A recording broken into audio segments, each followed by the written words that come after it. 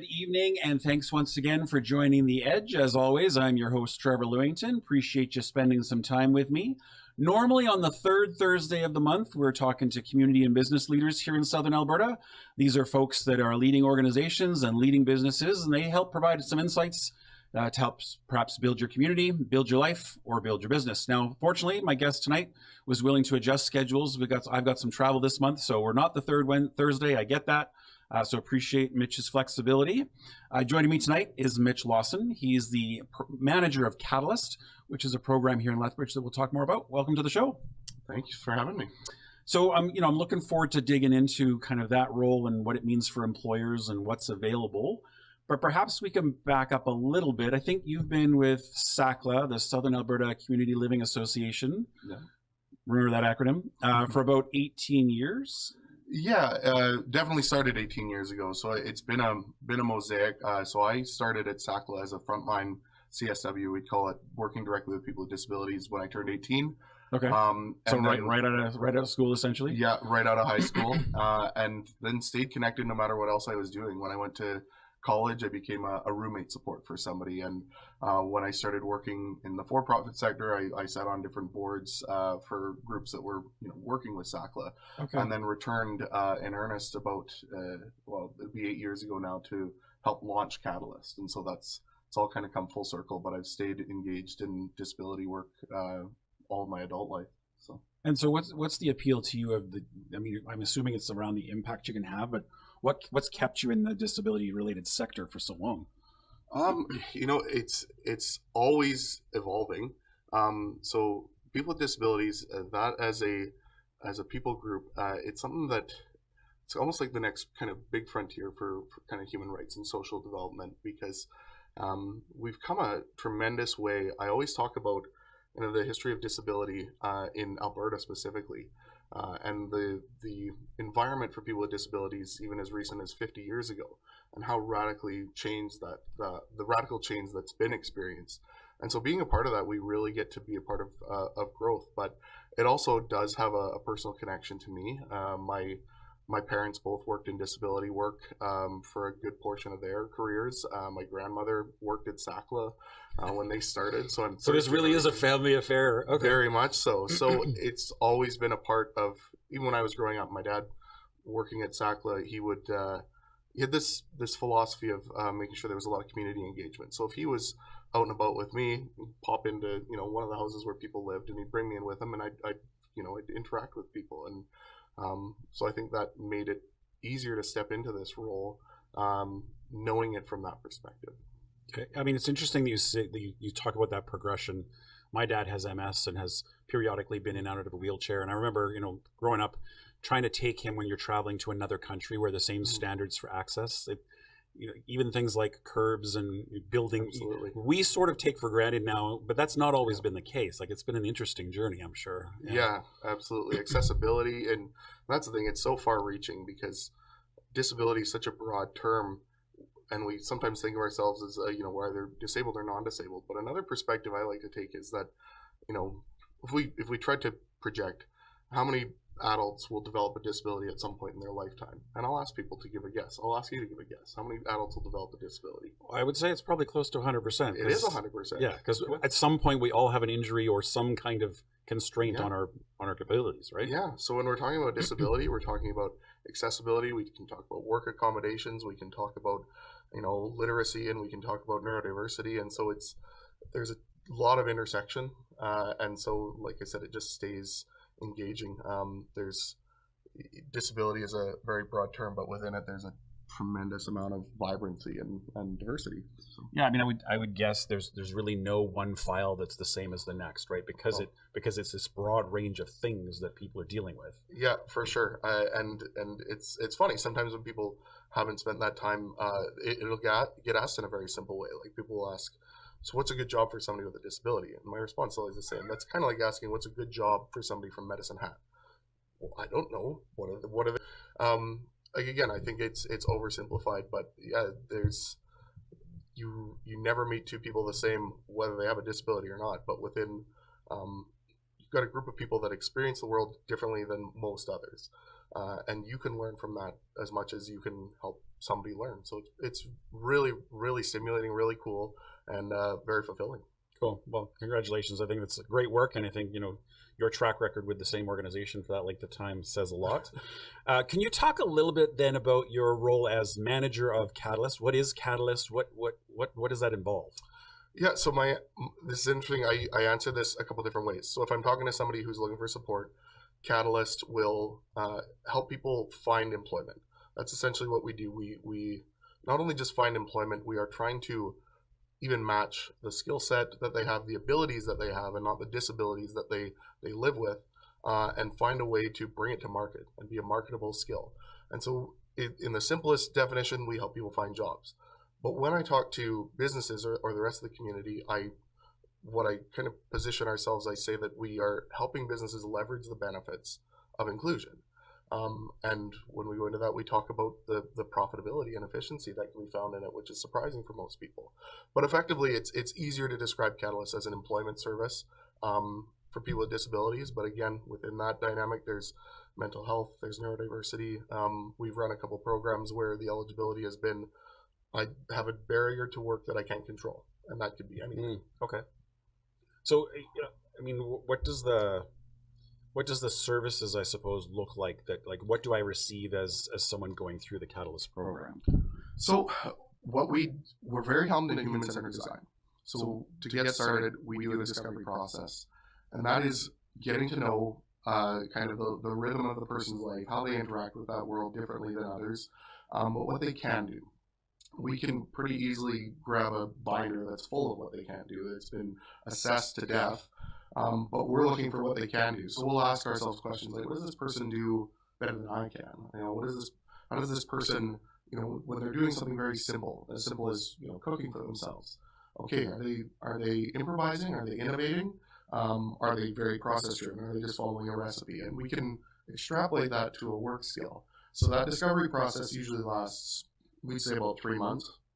And then we kind of take all of our quantitative findings and qualitate it into a really good profile of what this person can do, environments that work for them where they're going to be successful, and then we take that to market. And we go and we engage with businesses, or we look at entrepreneurship, and we try and find something meaningful. So we don't spend a lot of time putting resumes on Indeed. We go and talk.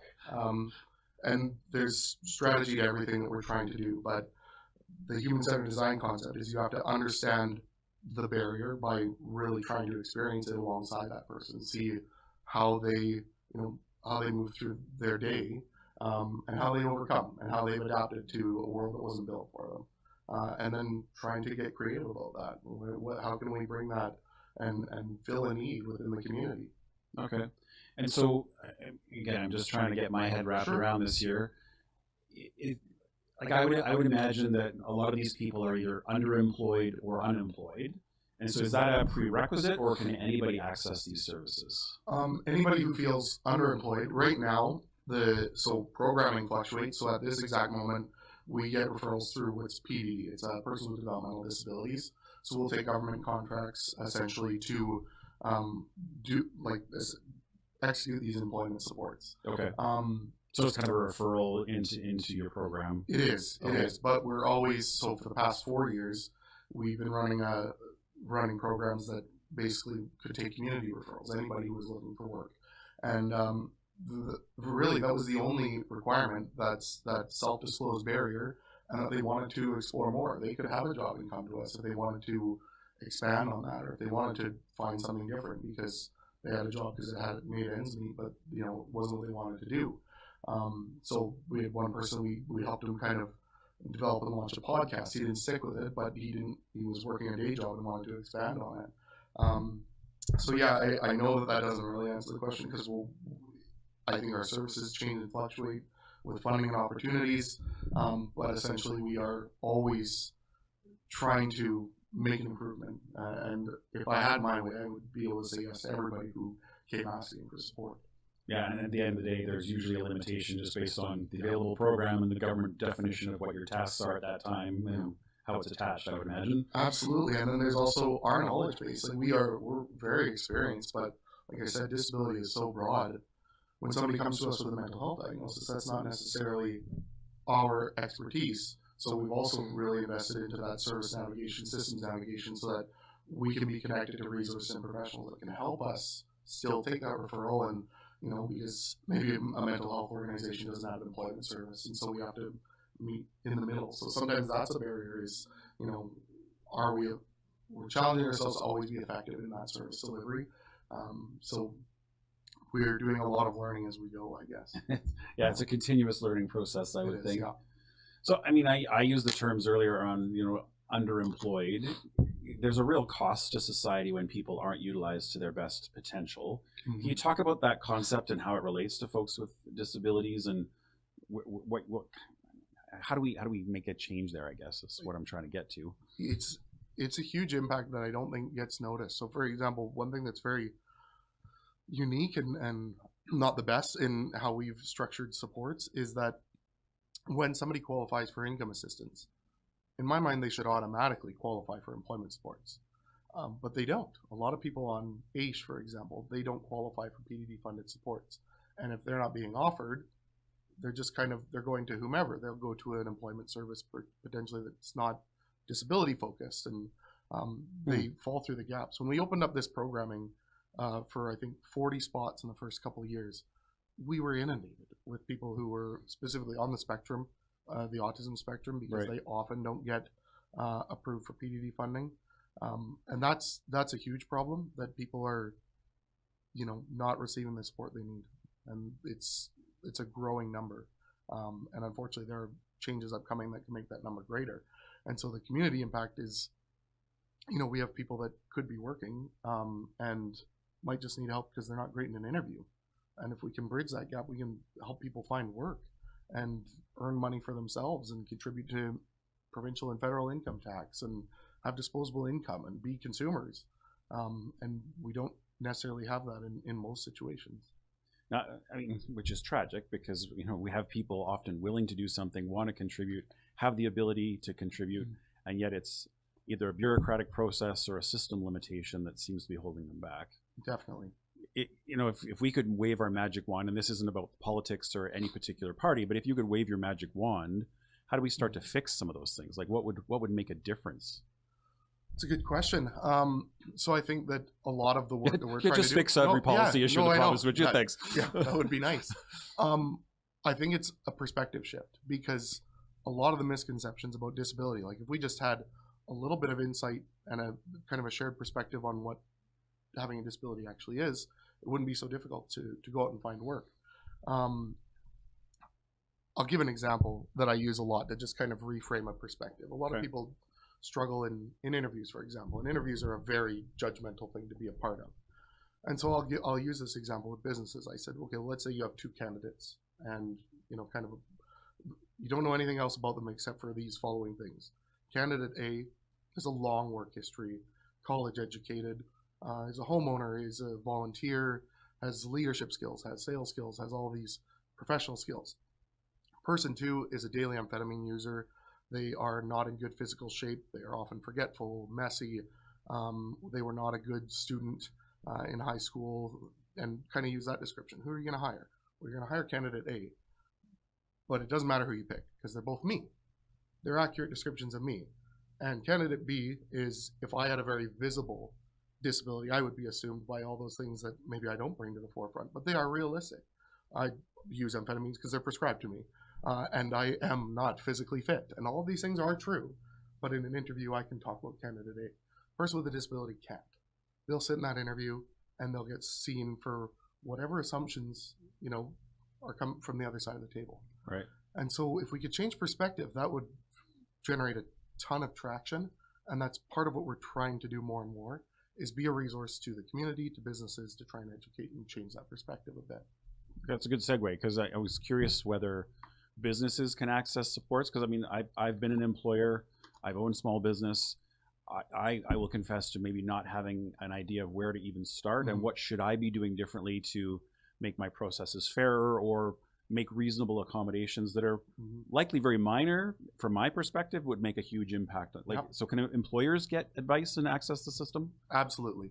And we're aggressively trying to do more of that. In fact, with kind of the last year, I really wanted to switch things up, and talking with Sackla and our organization, that there isn't support for employers. And I would go to conferences for supported employment, and I would see assessments and programs and tools and aptitude tests and There's nothing like that for businesses.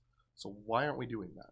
Because they are at least 50% of the partnership, if not more. They hold all the cards in deciding who they do and don't hire. So why are we not out there trying to impact this? Why are we not trying to offer support, training, education, capacity building? So we are working on that right now. We want to start building, kind of introductory education on, like, why is hiring inclusively, why is that going to benefit my business? Can I actually be more profitable, more efficient?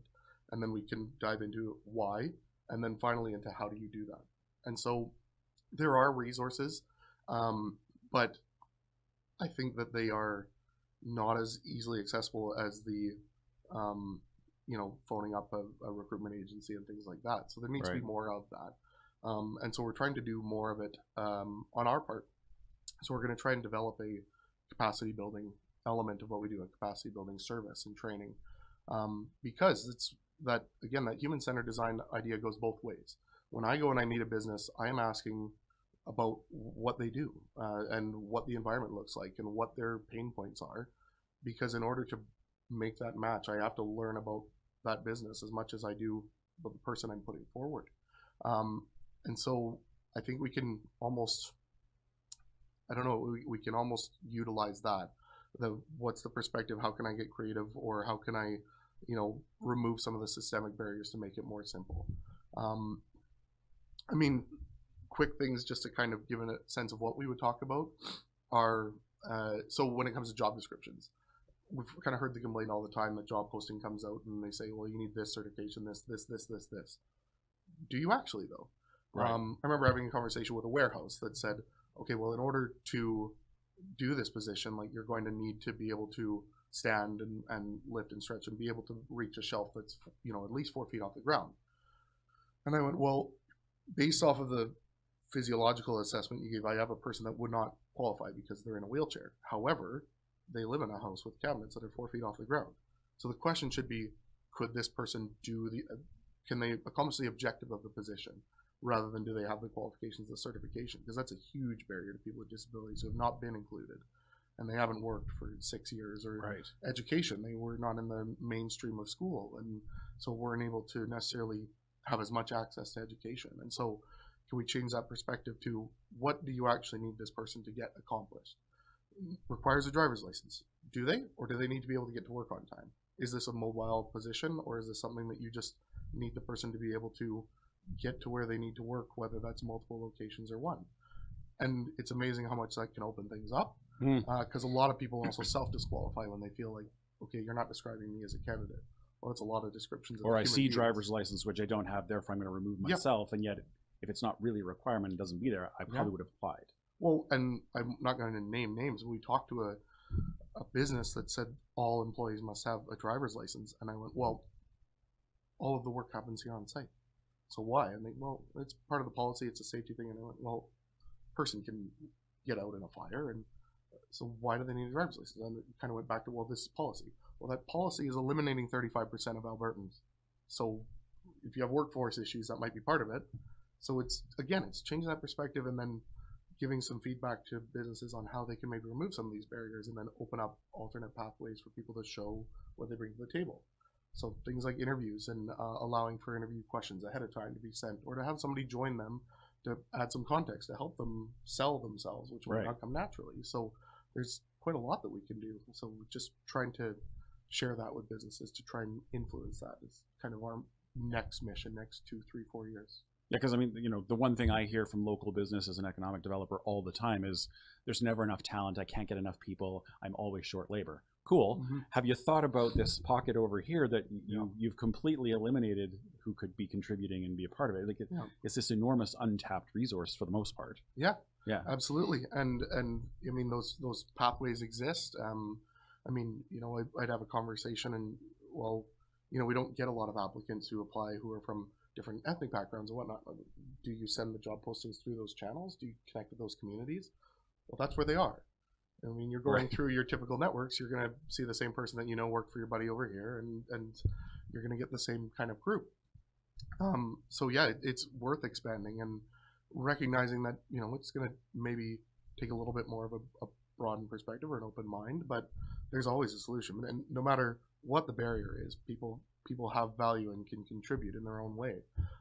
It's just trying to open up as many opportunities for people to show that they can and then be a valuable member of a team.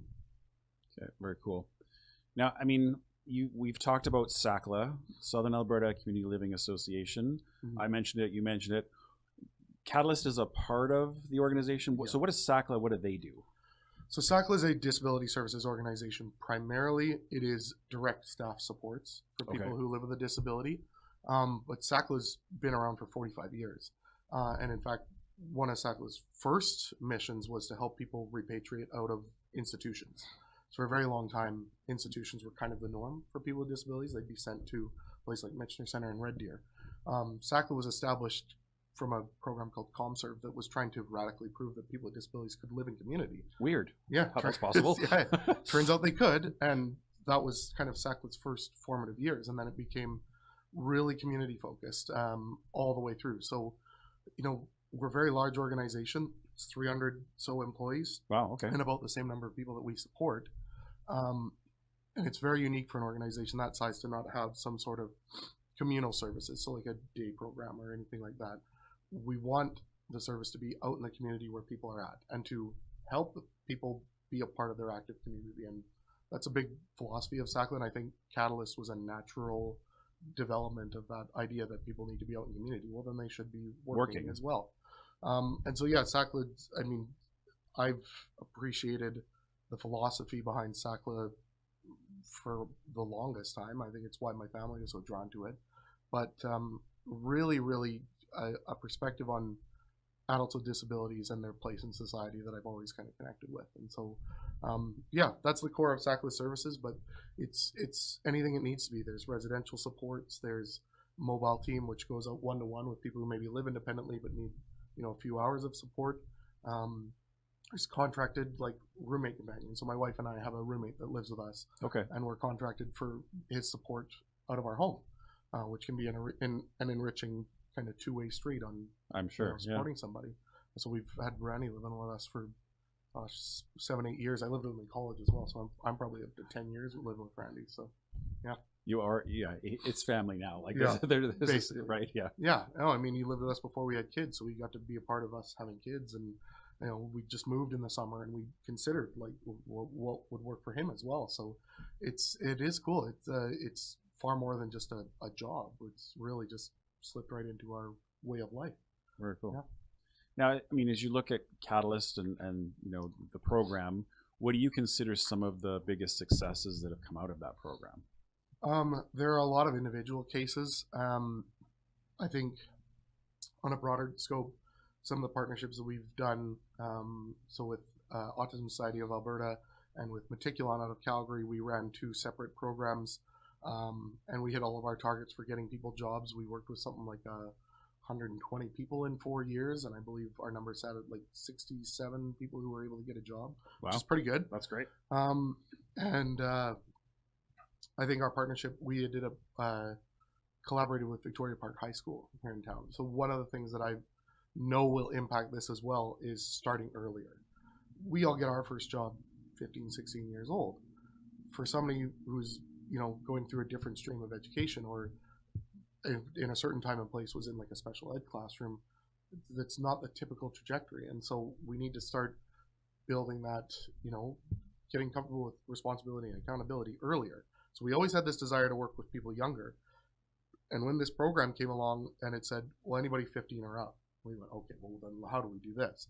So we started talking to Victoria Park High School, and they said, well, yeah, this is perfect because it's an alternative high school. We're working with kids who aren't necessarily pursuing a diploma, but are going to be adults that need to find jobs. And so we actually worked with them to kind of train them on the program that we were using, kind of made them a partner hub. And what was really cool is that as an alternative high school, they were able to apply credits for the work that the students were doing. And so I can't remember what our stats were on that. We worked with one group of teenagers. I think We had 6 or 7 join. 6, one of them didn't stay with the program, didn't think it worked for them, but I think 4 of the 6 got a job through that, and so that was a big success. That's a pretty solid turnaround, right? Yeah, absolutely. Sorry, I better grab a Kleenex. Yeah, no, that's all good. Did I just get up and do that? Yeah, go for it. Okay, apologies, I'm just getting over a cold.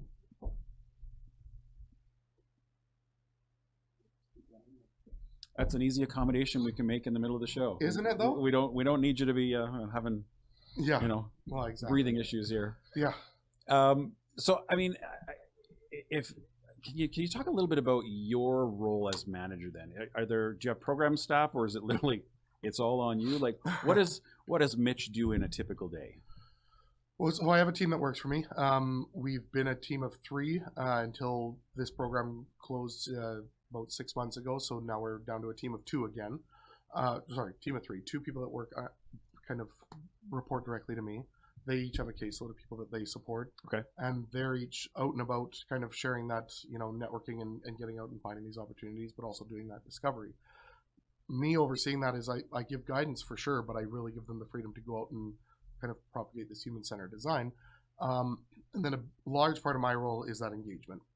So I'm always doing networking events, BNI and Chamber of Commerce, and spreading the like word, that. as it were. Yeah, but doing it in a way where I have an equal chance to learn about those businesses. Because like I said, I don't want to just go out and hand out flyers. To just hire people, give them an opportunity, and do it because it's a nice thing to do or a charitable thing. I really want to build pathways for it to work for both parties, and that's what I say to any employer that starts working with us: is we are not in it to just promote this person getting a job. We will also support you if that person stops performing that job, because we don't serve our mission that people have value and should be considered as potentially great employees if they're just not showing up and doing it, if they've been given all the tools. So we'll also support the businesses in that. So I do a lot of training and education and engagement. I also wear a few different kind of hats within Sackla. I do some training on our philosophy of support and talk about kind of the first stop when new staff come to work with us. Like what's the attitude we want you to have while you learn the rest of how to do this job. Right. And then I just always collaborating with our mobile team and our managers and our directors, and just how else can we make Sackla better, make the community more vibrant, and connect people and help them contribute. So day to day, it's a lot of setting up discussions like this, not always broadcast, but that's nice. But having conversations and talking to as many different businesses and agencies as well. I also, I'm a steering committee member for the Alberta Employment First Network. Okay. So that connects me to what's going on in Calgary and Edmonton and High River and whatnot, and trying to really flesh that message out further and further.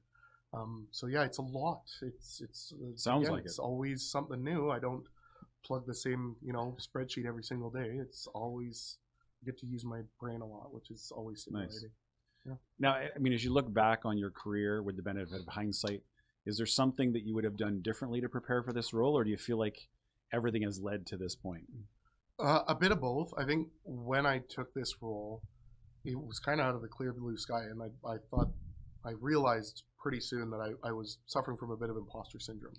I think we all do at some point. For sure, but when I was kind of given the reins to lead the program, I really was second guessing a lot of it. But the more that I kind of learned and adapted kind of my viewpoint to that philosophy, I found it to be really intuitive. And then the more and more I talked to people about it, the more I found that what I had to say or what our service was offering was valuable, and some of that feedback loop was really helpful in that regard. But I certainly was, as a young professional, it was harder to trust that we were doing the right thing. Okay. And so I think hindsight, I would kind of maybe give the message to myself: don't be so afraid of making a mistake or what people think about it, or if you'll be judged whether or not you're capable of it or not. Just keep on trying to perpetuate that message. Okay. Yeah. We often get a lot of students that watch the show from our post-secondaries here in town and elsewhere. I'm curious if there's someone out there that's maybe studying and they're in the social services space in some form or fashion. Is there something they should be focused on or thinking about if they hope to continue a career into this kind of sector, or is it really just go get experience and? It is largely. I mean, this is not a sector that requires a lot of that education, but it's heavily influenced. I think what I would say to anybody who is getting educated in things like sociology or social work is to just keep that broadened scope of how many different pockets of groups you could be working with. You might be working with, children coming from disadvantaged homes, but you're invariably going to encounter a home that has a disability within that or is impacted by that. Or you're going to work with a family that's from a different culture that you don't understand. So having as varied and as open of a scope and learning from as much different areas as you can, talking to as many different people and kind of being prepared to get it really wrong sometimes. But yeah, that's okay because it's all learning. For sure. As long as you're coming from a place of trying to learn, I find that usually you get a lot of grace from people. So, but then when people want to get into the disability field, I really, some of the things we stress is stop looking at people for what's wrong with them and stop trying to tailor your support to just filling in the gap of what they cannot do. Really look at what they can do and how can you elevate and grow that. So it's looking at their abilities, not their disabilities, and realizing that we're not caregivers. And then that's how the role gets described. But when somebody we support says like, "Oh, I can't, get my oven to turn on," well, people will swoop in and fix it. That's a learning opportunity. And if they were by themselves like we were as independent adults, we would have figured it out and we would have got that feedback loop that we can do this. But we can kind of institutionalize people through support if we just kind of see ourselves as that guardian angel that's there to fix things for that person. Yeah, fix as opposed to help troubleshoot and teach that skill set, right? And again, I think it comes from a misunderstanding of what disability is. It's not that people cannot do these things and never will. I mean, some people get assessed at 18 years old and have a binder that says, this is everything about them. And then they're 40 years old and it still says the same thing. If I had a binder from when I was 18 that I gave to you to describe me before this show, I'd probably be pretty nervous about what it had to say. Yeah, I am not sharing my binder from when I was 18 with anybody. Yeah, exactly. And so people can learn, and what was something that they couldn't do before, they can figure out their own way of doing it. And so our role in that is less of being a caregiver and a supporter and a mentor and working alongside that person. And so that's the mindset I try and bring into when I'm coaching my team or when I'm coaching new people to this field, I guess. Okay. Speaking of mentors, has there been someone in your career that stood out as sort of someone you'd like to emulate or you've learned a lot from? There's been many. Okay. Sackla's had the benefit of a lot of great leadership. Sue Maneri stands out. She was the CEO when I started. Sharon Sims, who hired me at Catalyst and it was her concept in our master's thesis that she thought, could we actually do this? And I came on to, you're like, yes, maybe we can. Let's go. And there was a lot of belief there. And I think people around the province, I think like Sean McEwen is a great example. And then some of the people I've worked with that had disabilities, like Keith Burkholtz and Mike Wing, I'll give a shout out to. And I mean, I've learned a tremendous amount. My team at Sackla now, and Christina Spooner, and my team, there's a lot. And of course, my family. I mean, my dad ran Inclusion Lethbridge up until last summer. He just retired. Okay. And I learned a lot from him in that regard. And he also was pretty quick to challenge me when I was slipping into the wrong way of doing it. He had a really great way of just framing it with one sentence that was like, whoa. Yeah, could turn your thinking on a dime kind of thing. Way off base. And actually, you know what, I think, because it's a good example of what I'm talking about. I remember when I started at 18, I came home, or I came to my parents' house for supper or something, and I said, he said, how's work? How's the job? And I went, well, it's I was working with this guy, and I have to do a lot with him. I mean, I've got to help him in the shower. I've got to do all this really, really personal stuff, and I don't know, I'm not super comfortable with it. And he just said, get over it. It's like, just get over it. You're not the one that has to have somebody come into your home and do this for you. If you think you're uncomfortable, how do you think he feels, right? Like, or to have some 18, 19-year-old kid come in and have to do it and then act like it's the worst thing in the world. So get over yourself and just go in and do it, and make kind of, why have you putting the focus on, oh, this is something I've never had to do before, this is not something I'm comfortable with. Why don't you just make it a little bit more casual and like, hey, we're just going through the motions. How's your day? Keep it conversational, rather than, I don't know, making it all about I had to be this nurse, or I was doing this and this thing. Look, count your blessings. You're on the other side of the equation, so get over it. Yeah, and that was a good way of putting it to me, and it kind of put me in my thanks, place. Dad. Got it. Yeah, Yeah, that's crystal clear. I won't bring it up again. Yeah. Nice. As you look back, and again, it could be your current role, it could be previous roles. Is there a project that you're most proud of that you're like, this was a career-defining thing? I think one thing that sums up a lot of what we do is my story with Jade. So Jade was a young man, and I've talked to him. He's given me permission to kind of talk about this. So he came to our program, our service, and he had never worked he'd worked 2 hours a week at a Lord Auto Parts in Kelowna. And he was on the autism spectrum. And during discovery, I kind of thought, okay, I'm getting to know this guy. He's pretty organized and stuff like that. And I was working with him one day doing discovery, and discovery can be anything. So I had said, I'll just come to your place, we'll hang out, and whatever kind of chores you're doing, I'll observe and I'll hang out. And I was driving there, I went, he's doing laundry, what am I going to learn from this? But I did. I learned a ton. His dryer stopped working, and I watched him.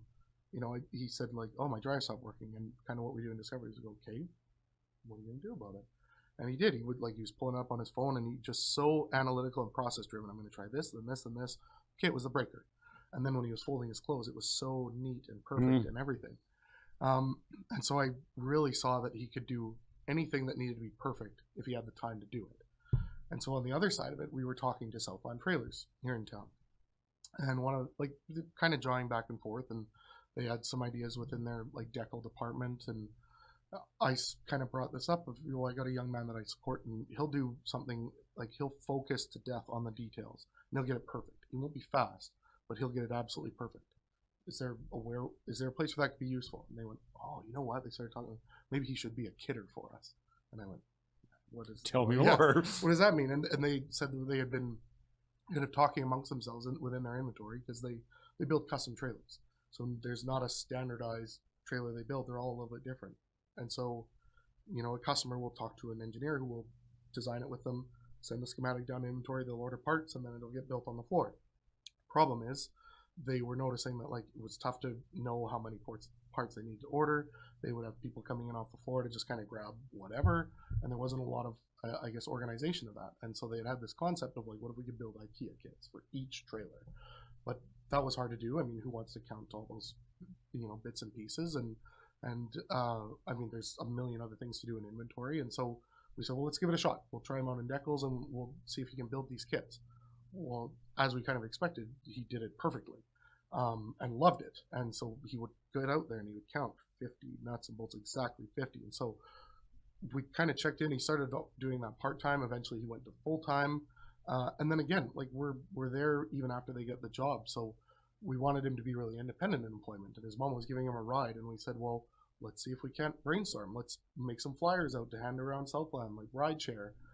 Contribute money, and that way we were able to set up a ride share, and that way he wasn't dependent on others anymore. He was dependent on his natural supports, his colleagues, but now he's making friends. And so we got to the end of kind of the 6 months, and Southland has less breakage, less expenditures on inventory. They're not having $50, $60 an hour, I don't know, employees who are spending their time collecting parts. Each job is pre-kitted, good to go. You've got a complete package. Yeah, there's efficiency there, I would think. And their inventory management is better. And for Jade, he's working full time. He's living on his own.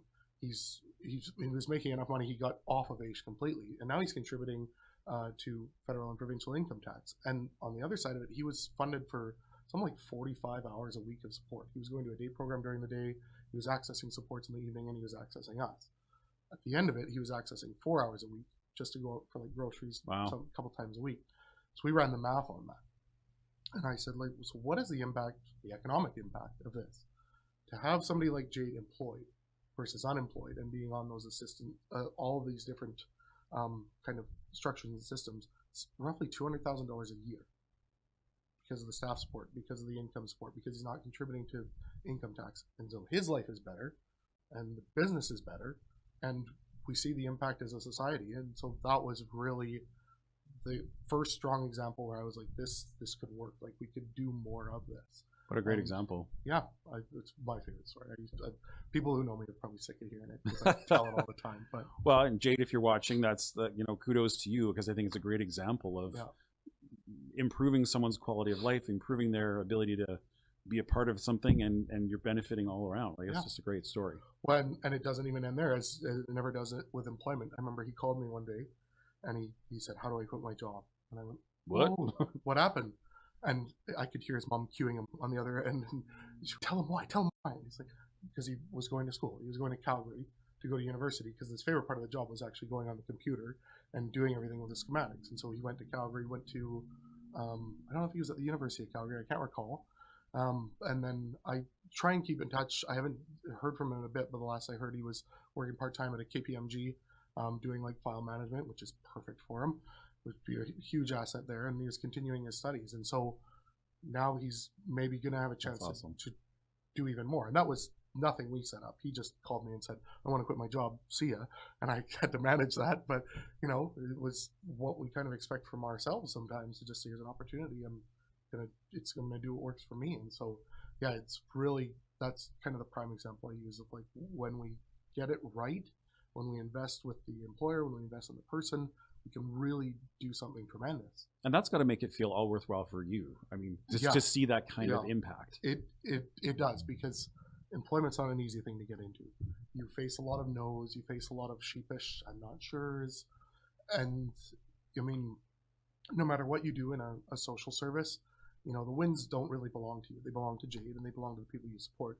But a lot of the losses do. You do have to wear it when you don't get that person a job. And so there's a lot of rolling with the punches and believing that, okay, this get better. And I've had lots of times where I've got a furious email from family members, "Why this person got a job?" And then the next month they do, and things are great, and you're riding that emotional high. So yeah, that's why I want to keep investing on ways to break down those barriers, because if I can make my job easier, great. And if people start phoning me looking for people, fantastic. That's what I'm trying to get to.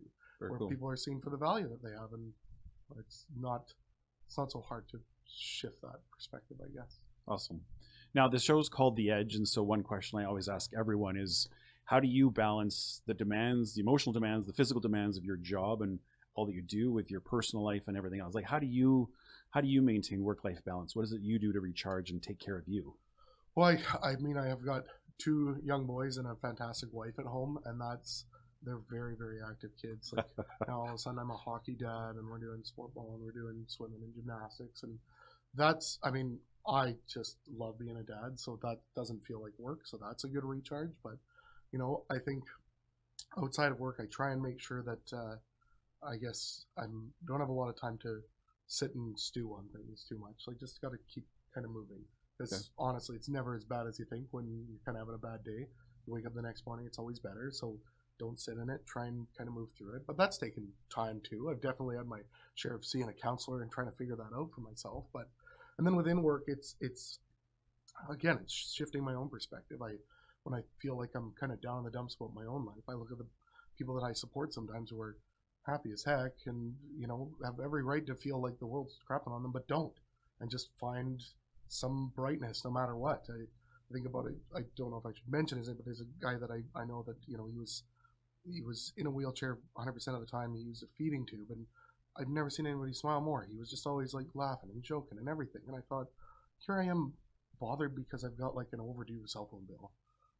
All of a sudden my day's not that bad. So, and again, I don't want to like commoditize people's pain until like that makes me feel better, but it is a good reality check. For sure. When I start to get down in my own negative things of like, gosh, like you've got to be able to put some perspective. Like, I'm healthy, like things are fine. Like, I had a crap day, but it's been surrounded by all of this good stuff. And so you have to kind of put it in perspective, I guess. Now, as we wrap up here, any final thoughts you want to share with the audience? Anything you want to leave with our viewers tonight? I think, the biggest thing is that, like, challenge the perspective. I think challenge your own perspective.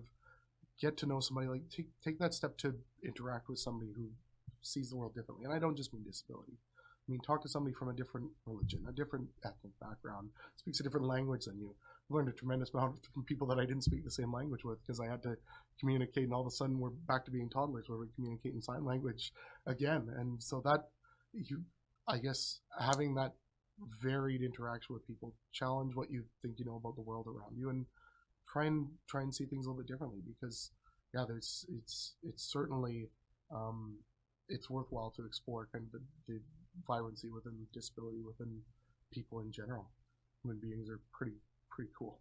Thank you for sharing that, and thank you for your time this evening. Yeah. Folks that want more information, is it catalystworks.ca is the website? Yeah, and sackla.ca. And I'm always happy to engage directly, like ask for Mitch, and whether it's a family that wants to know how they can maybe access support, or if it's a business that wants to learn more about it. We're trying to bring more and more of that.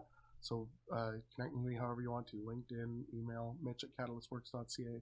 Yeah, I'm happy to be the first point of contact. Okay, awesome. Thanks again for your time. Yeah. Mitch Lawson, program manager with Catalyst here in Lethbridge, a part of Sackla. Appreciate your time this evening. Great stories. Very fascinating to hear the work that's being done. That's all we have for this month. We'll see you next month here on The Edge. Appreciate you spending time with us. Have a great evening.